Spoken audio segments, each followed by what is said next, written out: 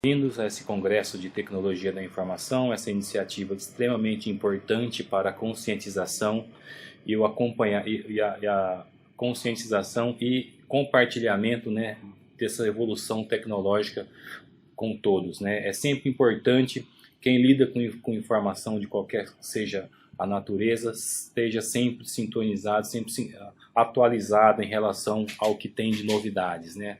Para não cair em pegadinhas sem saber do que se trata. Tá? Meu nome é Edilson Canuto Vieira, sou analista de sistemas, consultor especialista em segurança da informação, personal coaching e empreendedor da área de tecnologia. Então, a minha própria profissão me exige que eu esteja também sempre buscando novidades, aí, entendendo como é que funciona toda essa evolução, digamos, uma revolução tecnológica, aí, né, que conhecida como um dos pilares aí da economia no mundo todo. E vamos abordar hoje uma mudança de comportamento, né? O que eu gosto de trazer aqui para as pessoas é o que isso impacta nas vidas das pessoas, seja ela corporativa, seja ela pessoa física, o que essa mudança leva, muda para a gente, né? Altera o nosso modo de viver, o nosso modo de agir, né? Eu costumo dizer que há um tempo atrás a gente trocava mensagem por e-mail, há muito mais tempo atrás por telefone ou até mesmo por carta, né, e telégrafo, etc. Então hoje a gente troca informação na palma da mão com um vídeo online em tempo real, né, essa informação sendo gerada, armazenada e ao mesmo tempo utilizado de alguma forma, seja para marketing, seja para propaganda, de forma muitas vezes sem noção, sem que, né, o dono da informação saiba exatamente o que está acontecendo. Então, quando as pessoas não têm hoje uma preocupação grande em relacionamento físico e sim virtual, né, isso de certa forma, ao meu ver, é um problema, né, é um problema que precisa ser cuidado, tem um devido cuidado para que não se isole demais, né, o usuário. E hoje como funciona toda essa conectividade, né? Um emaranhado de conexões aí, servidores ao mundo todo, ao redor do mundo aí sendo conectados e essas informações sendo trocadas o tempo todo, né? São milhões de informações aí trocadas o tempo todo e o que proporciona essa facilidade. Hoje todo mundo, eu diria que quase todo mundo, na verdade, tem hoje as informações na palma da mão. Seja com um celular, seja com um smartphone, um computador. É muito fácil hoje você trocar informação de uma forma muito dinâmica, né? E muitas vezes informações com grande volume, né? Informações com grande quantidade de massa de dados aí, né? Bytes e bytes, né? Falando em tecnologia. E somos bilhões e bilhões de pessoas conectadas ao mundo todo, trocando informação o tempo todo e cada vez mais se aumenta esse volume, né? A grande preocupação aí, questão de tecnologia, de proteção desses dados hoje para qualquer especialista em segurança, especialista em proteção de dados, é o volume de informação que é trocado. Enquanto antes a gente protegia uns servidores, protegia uma rede local, hoje a gente tem uma preocupação com a nuvem, que é a sincronização, né? A Cloud Computing hoje trouxe um outro agravante para a proteção de dados, que é essa massa de dados sendo sincronizado entre computadores, né? E como funciona o Cloud Computing? Na verdade, são servidores parrudos em grandes data centers, ao qual os equipamentos se conectam entre eles através desses servidores. E as informações são trocadas em tempo real. Você joga um arquivo, uma pasta inteira numa pasta de nuvem, num diretório de nuvem, ele sincroniza com o servidor, que sincroniza com outros equipamentos, e aí onde vem o perigo, né? Quantas sincronizações são feitas e onde que a gente tem que cercar para fazer a proteção. E isso, tratando-se de empresa, é um problema, é um cuidado extra que tem que se ter, E tratando-se de pessoa física, é um cuidado com a sua vida pessoal, não se expor de maneira gratuita. Se a pessoa tem uma pasta de fotos de família, e muitas vezes algumas fotos bem ousadas, para não dizer pornográficas, né, que as pessoas expõem de maneira muitas vezes inocentemente, joga essas pastas sem querer numa pasta de sincronização, ela vai sincronizar com vários lugares, né? Como eu já falei, são vários computadores conectados, essas informações vão sendo trocadas entre os equipamentos. E muitas vezes, eu diria, muito mais usuários hoje que desconhecem até como que funciona isso e onde que essas informações vão parar, né? Você pega um notebook, por exemplo, que sincroniza isso com a nuvem do fabricante, você não sabe onde que está esse servidor ou sequer que cuidado que tem do outro lado com essas massa de dados que é gerado, né? E hoje as pessoas com a nuvem, com a cloud computing, você consegue colocar pastas inteiras, trafegar isso de maneira muito instantânea, pasta inteira, né? Isso é uma quantidade de informação, quantidade de dados gerados extremamente preocupante, né? O que está sendo trafegado dentro desses diretórios? O que tem armazenados ali? Que tipo de proteção tem na outra ponta para que a gente garanta que os que estão protegidos realmente, né? E o que eu escuto geralmente, na maioria das vezes, quando eu cito essa preocupação, as pessoas me dizem: Edilson, mas eu não tenho nenhuma informação sigilosa, minha vida é um livro aberto. Ok, muito bem, você tem uma vida livre aberta, mas isso não vai dizer que você tem que sair expondo por aí, né? Ninguém sai aí contando sua vida para todo mundo, ninguém sai também imprimindo documentos e colando, vamos dizer, em ponto de ônibus aí, porque todos vejam, né? Por que se a gente não faz isso na vida pessoal, na vida real, por que a gente vai fazer na vida virtual, né? E se a gente não faz isso porque quer, por livre e espontânea vontade, pior ainda quando é feito de forma forçada, né? Vai cair isso, uma informação cai num servidor qualquer, e esse servidor qualquer, se estiver desprotegido, você acaba sendo exposto de maneira forçada, né? E as pessoas hoje têm essa necessidade, as pessoas hoje têm esse desejo, vamos dizer assim, de estar trocando informação o tempo todo, de trocar, né? Você recebe uma informação agora, um vídeo, você já manda para outro, que manda para outro, viraliza muito rápido, né? E falando em vírus, então você joga um vírus dentro de um vídeo, dentro de um arquivo qualquer, manda isso para uma rede social, a rede social já espalha para milhões de pessoas, e logo você tem aí vírus infectando diversos e milhares de equipamentos do mundo inteiro, tá? E é assim que funciona hoje o mundo cibernético, o mundo de crime cibernético, né? As pessoas tiram proveito dessa necessidade das pessoas trocarem informações e começa a mandar e-mails de vírus. Então usam as correntes, usam as mídias sociais e usam a própria curiosidade das pessoas, e aí começa a gerar um volume exponencial aí de troca de vírus, poluindo todo as redes aí e todos os servidores. E aí eu peguei alguns números aqui que são interessantes, né? Uma pesquisa realizada na Global de Segurança da Informação em 2016, isso foi realizado pela PwC. Que o Brasil hoje ele teve o Brasil teve um crescimento em incidentes cibernéticos em 274%, enquanto o mundo todo teve 38%, né? E o que foi apontado aí como prejuízos, 39% foi apontado como perdas financeiras, os incidentes de cibernéticos, enquanto o mundo teve uma perda financeira de 25%, o Brasil teve 39%. Isso é dinheiro que as empresas estão tendo que gastar, estão tendo que investir para se proteger mais, para evitar que essas informações vão cair em mãos erradas, né? E que as pessoas acabam não percebendo, isso vai virando um vício, né?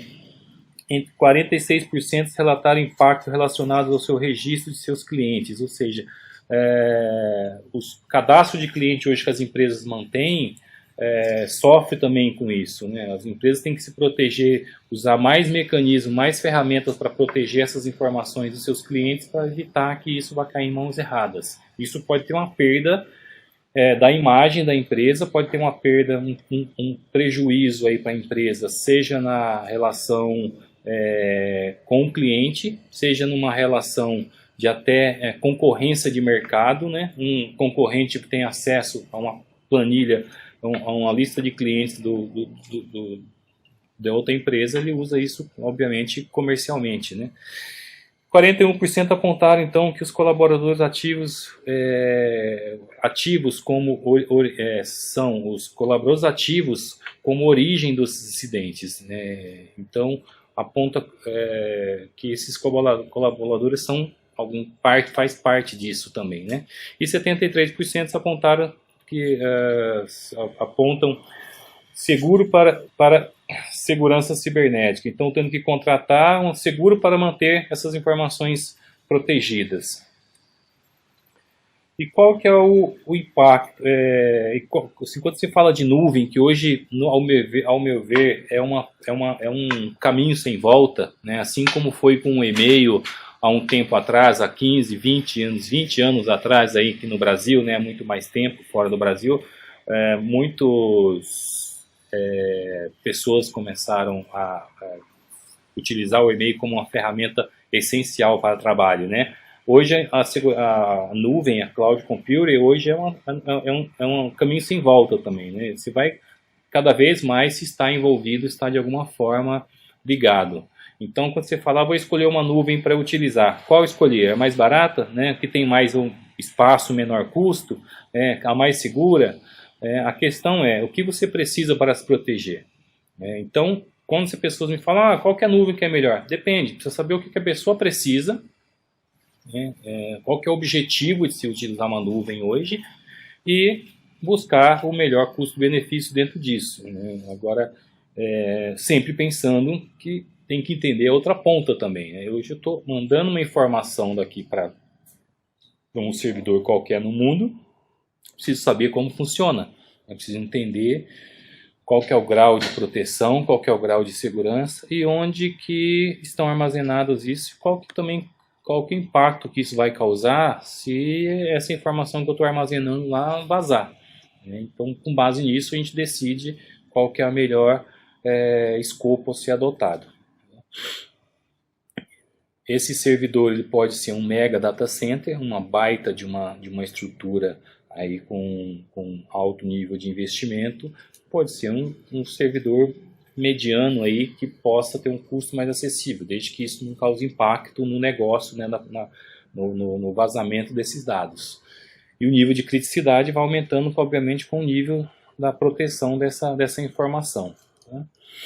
E aí eu costumo falar, né, como que você escolhe a melhor solução hoje, né? Você vai buscar a melhor solução com sua receitinha lá de bolo, sua receita de cozinheiro, né, que eu costumo dizer hoje na área de tecnologia tem muito profissional, e aí vai minha crítica e minha dica para os profissionais da área de tecnologia, os profissionais de TI, né? Você tem que estar atento ao que o cliente precisa, ao que você vai oferecer, o que tem disponível no mercado, para juntar tudo isso e buscar a melhor solução, né? Não é sair jogando ingredientes ali, né, na mesma panela e ver o que vai sair, né, que aí vai gerar aí um prato meio amargo, né? Seja para o cliente, ou seja para o prestador de serviço, seja para hoje o profissional de TI que hoje já tem que lidar com várias situações difíceis dentro da sua profissão, que é a falta de recursos muitas vezes para investir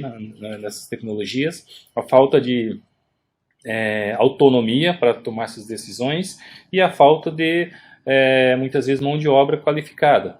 A dificuldade maior hoje é a mão de obra qualificada, que entenda de todo esse contexto, de toda essa situação e possa aplicar o melhor produto, né, a melhor receita para o teu cliente, né? E nada melhor do que isso, você para entender todo esse cenário, fazer uma análise de risco, fazer uma avaliação da estrutura do cliente, fazer uma análise, uma avaliação minuciosa do impacto da estrutura, dos processos, né, mapear esses dados, mapear essas informações, mapear as pessoas dentro da organização, dentro da corporação e, em cima disso, montar uma opinião aí, mais assertivas. E aí eu diria, né, o que a gente pode tratar hoje, as ameaças, vulnerabilidades, a gente tem ameaças o tempo todo sendo trocadas, né, através de vírus, através de ataques cibernéticos, e você tem as vulnerabilidades que são as faltas de cuidado, são os servidores mal configurados, são equipamentos que muitas vezes não são aplicados patches de segurança, são equipamentos que não têm uma proteção adequada, e aí você tem um risco, né, de ser invadido, ou um caso, ou risco, ou uma situação real, né. Então o que eu costumo dizer é o seguinte: ameaça e vulnerabilidade você pode cuidar, né? Você não pode cuidar, aí você evita que o risco aconteça. As ameaças existem, você querendo ou não, gostando ou não, sempre vai ter ameaça, sempre vai ter a possibilidade disso acontecer. Então o que a gente pode tratar são as vulnerabilidades, né? Proteger melhor os servidores, proteger melhor essas informações, proteger melhor os dados que você hoje disponibiliza em nuvem, ter o devido cuidado em saber o que está sendo sincronizado, né, e saber o que você vai disponibilizar na nuvem, e ter um controle disso. E aí você minimiza o risco, minimiza a chance de você realmente sofrer um impacto aí prejudicial. E aí sim, eu diria que isso seria a receita perfeita, né? Aí você tem o teu prato, digamos assim, na área de tecnologia, teu prato ideal, né? Tá? E hoje, com esse aumento do ransomware, uma preocupação maior. Esse software que criptografa os dados, que protege, que encapsula as informações e guarda, sequestra os dados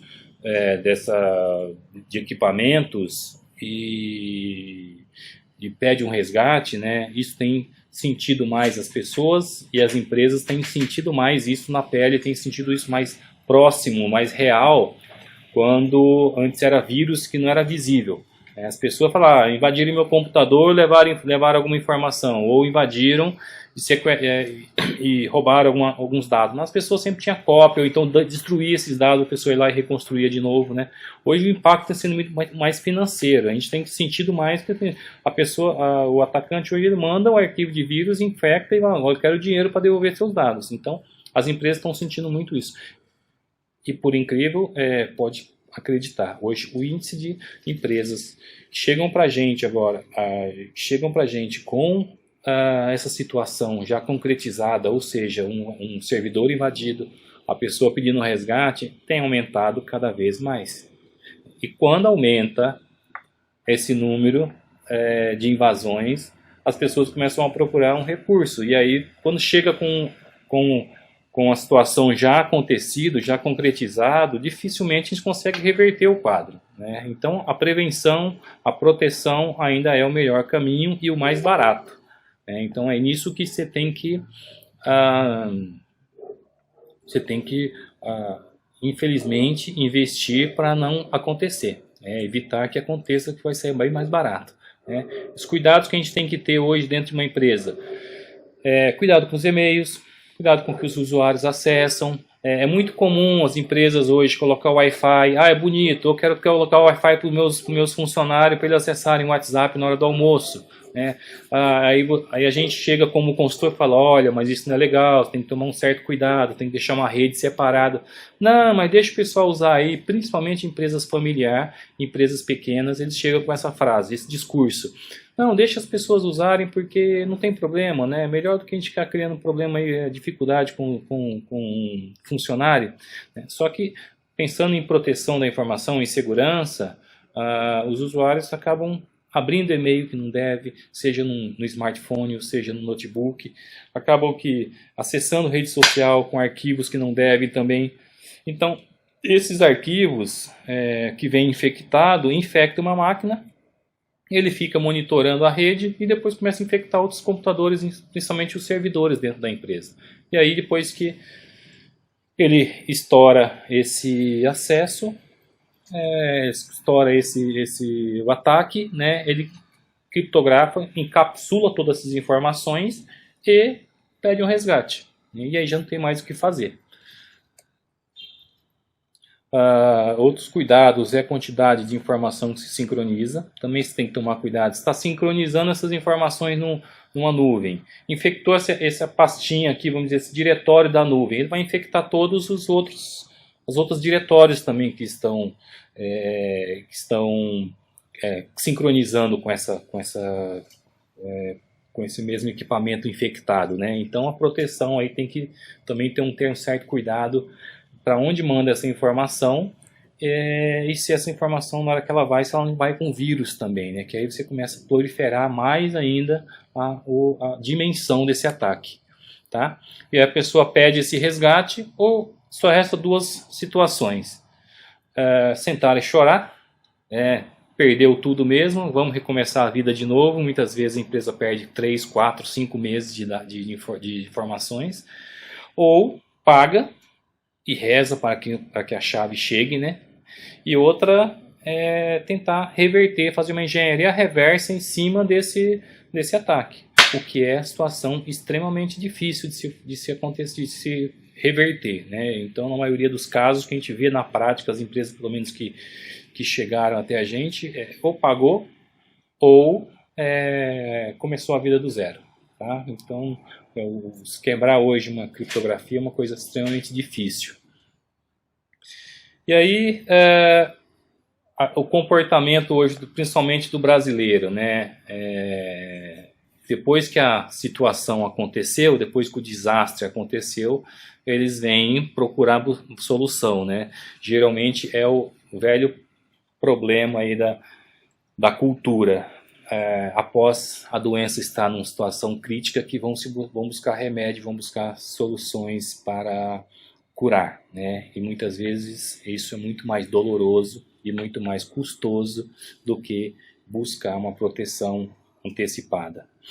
E hoje, quando a gente fala de vazamento de informação, ela pode estar em qualquer lugar, né? Você tem os dispositivos de smartphone que você pode fotografar, você põe um dispositivo de uma pendrive disfarçada que você espeta no equipamento e a pessoa nem percebe.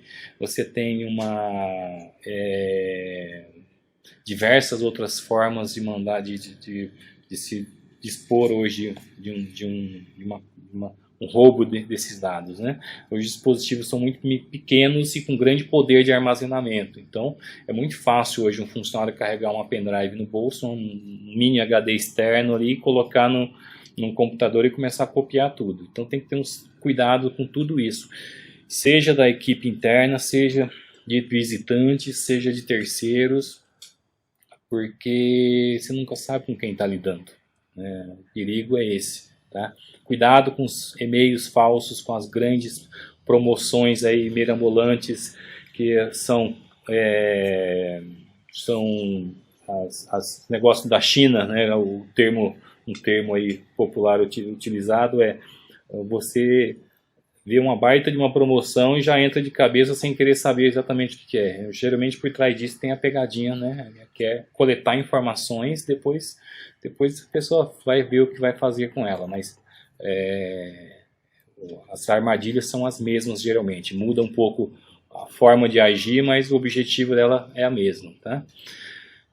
Bancos, simplesmente e-mails de banco, como boleto, como página falsa, são hoje um dos grandes vilões também, aí, eu diria assim, os grandes meios, né, de se conseguir hoje ter acesso à informação sigilosa do cliente, né? Então as pessoas hoje, como lidam muito hoje com pagamentos via banco, pagamentos online, né? Os bancos hoje investem muito em proteção desses dados e acreditem, os bancos são protegidos. Hoje os sistemas de banco, eu diria que são os mais seguros E o risco, na verdade, está na outra ponta, né? As pessoas não têm o devido cuidado com seus notebooks, seus computadores, e acabam expondo o computador, que acaba depois chegando até alguma situação de fraude por conta disso, né? E aí, quando chega no profissional de TI, fala, agora vamos proteger os dados, né? Aí chega para o chefe, né? Vamos lá, vamos convencer o chefe de que precisa investir, que precisa ter proteção, que precisamos ter uma solução decente aí de firewall, né? E aí o chefe olha com essa cara, né? Tipo, e daí? Né? Se vira. E aí o TI fica nas mãos do financeiro, que não libera verba, ou na mão do chefe, que não tem conhecimento, na maioria das vezes, da dimensão do problema, né? E fica rendido em outras questões, né? E aí o TI se vira e fala, vou dar um jeito, né? E entra com as proteções aí conhecidas, né? Vou colocar uma câmera monitorando, vou colocar aí uma proteção no cabo de rede, né? E vamos ver, vamos rezar para que não dê nenhum problema mais grave, tá? E aí a gente compartilha aí a nossa realidade com todos os profissionais de TI hoje, que é um grande desafio você conseguir informações de grande conseguir proteger essas informações, né, uma grande tecnologia.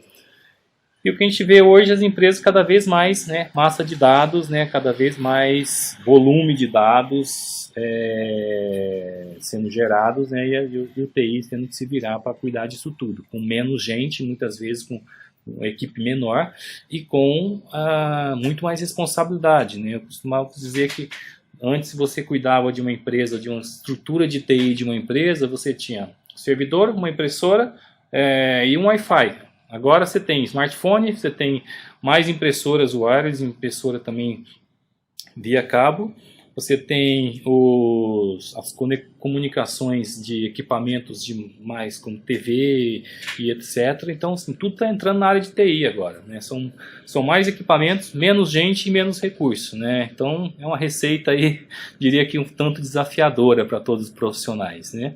Mas como todo profissional de TI deve gostar de desafios, né? Senão não entraria na área, e se quem não gosta realmente está numa área que não acho que não é o seu perfil, né? Agora tem que gostar de desafio e buscar soluções, tá? O que eu deixo aí de sugestão e como conclusão desse tudo, dessa nossa conversa, usem sempre senhas seguras.